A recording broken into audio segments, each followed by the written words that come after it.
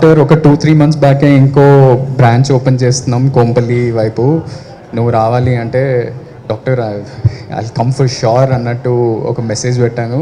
అది ఎందుకంటే for me there are 2 reasons. One reason was మన పెట్స్ని ఆల్మోస్ట్ ఒక ఇంట్లో ఇంకొక పిల్లోడ్లాగా చూస్తాం when we have a pet at home. And అవి మాట్లాడలేవు, ఏదన్నా ఇబ్బంది ఉన్నా ఏదన్నా పెయిన్ ఉందా మనం దాన్ని ఊకే అబ్జర్వ్ చేసి మనం గెస్ చేయాలి, మనం అజంప్షన్స్ చాలా పెట్టుకోవాల్సి వస్తుంది.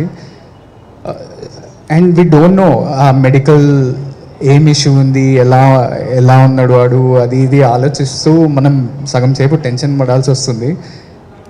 అండ్ ఒక 2 years back, I think last year also in this event I said the same thing, but it was so stressful for us for about ఒక 2 years బ్యాక్ ఒక 2-3 months మా పెట్ సఫర్ అయ్యిండు మెడికల్ ఇష్యూలో.